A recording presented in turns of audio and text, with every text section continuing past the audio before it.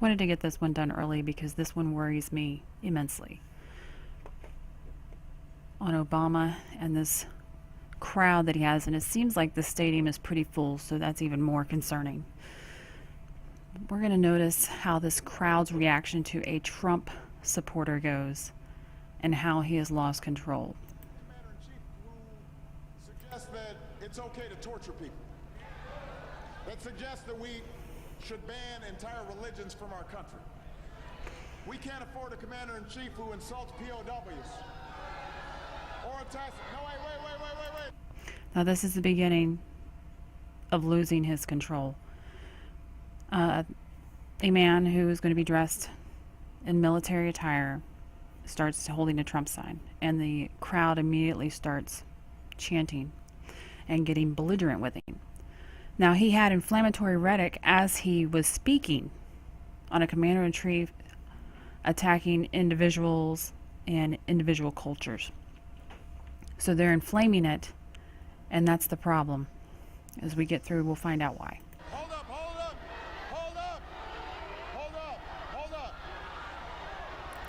This man's back here chanting USA. He's getting the other crowd to go with him. And this one just... this one gets me right here. Because in every crowd, you're going to get some people that have some brains. And a lot of them that do not. And usually the ones with brains help calm down a crowd. And this is where this gets scary, because the brains aren't really there anymore. Hey, hold up. It's okay.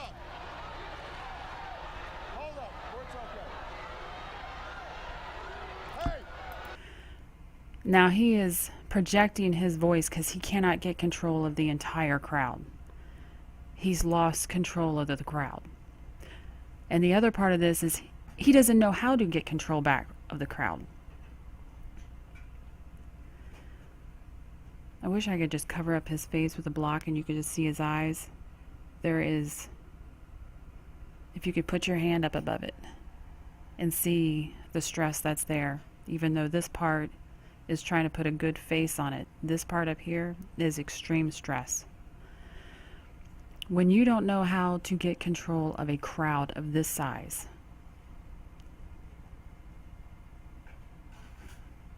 from inflammatory rhetoric that you've started, that just means when the election comes and if Trump wins, this is what's going to happen. And the part that worries me the most as we go through is the entire crowd is going after it, after this individual. Hold up!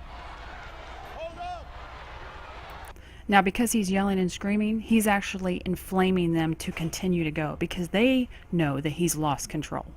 So as he's yelling and screaming, he does not know how to get the control back, and he can't have the control. Hold up!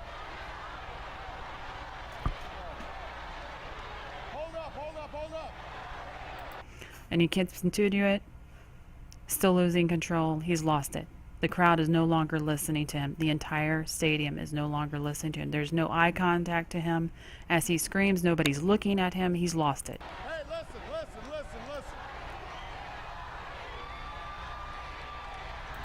Hey, listen. That's not a smile. This here is not smiling. He's starting to concede defeat, that he doesn't have control.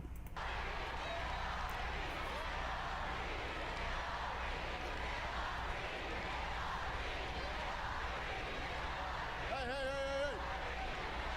Listen up. Hey, everybody. Hey! Hey, he says. Hey, he's yelling. He's got that parent yell, hey, and a point, hey, because he can't get control. At a Trump rally, and I haven't seen those Jill signs, she doesn't really have any issues like this, but at a Trump rally, as the individual that is causing the chaos is led through, the crowd shifts its focus back to Trump. And then the news section that the individual is going through starts chanting.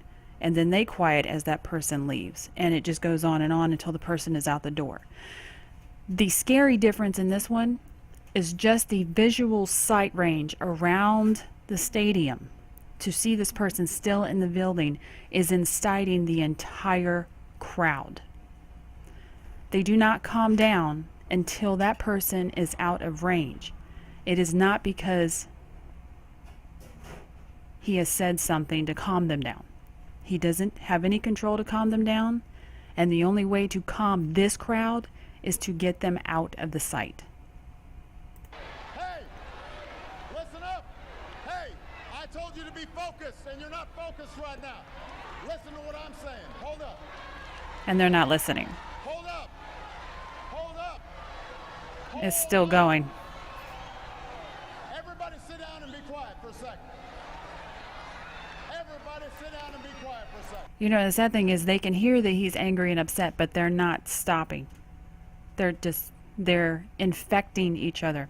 There's Hillary Clinton said in one of her hearings, this is the same people that we armed years ago, and now we're fighting them today. The problem with this, and thanks to WikiLeaks, there is confirmed evidence that they inflamed this rhetoric to attack Trump supporters. The woman who is protecting the Trump Hollywood star, attacking her, and that is glorified. That is a badge of honor in their little world. Paying people to go to Trump rallies and causing chaos, that's glorified. That's money to them. That's what you're supposed to do. They've started this movement, and now they can't shut it down. There's no words that they can use to shut it down. Now listen up. I'm serious. Listen up. Oh my Lord. And that, I'm serious, listen up. Short of bringing in an army to stop the chaos, there's nothing here until that man is outside the stadium. You've got an older gentleman who is supporting his candidate. He's not doing nothing. You don't have to worry about him. You should.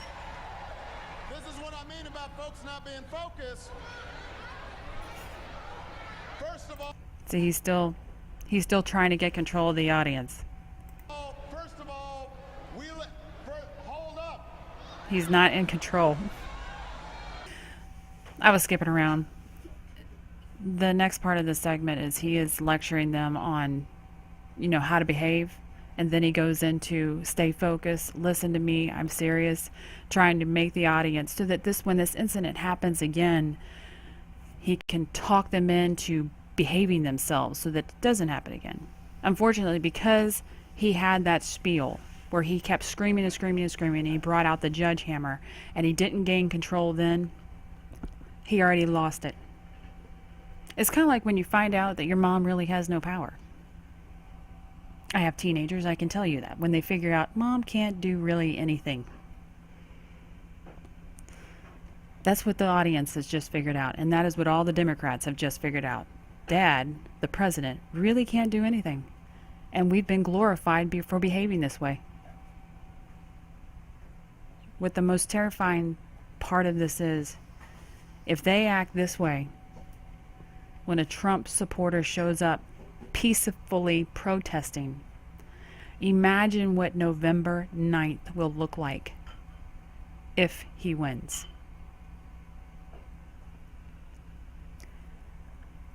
Just him being on television will incite LA riots in the most liberal cities. It won't be everywhere. It won't be everywhere. Don't ever think that.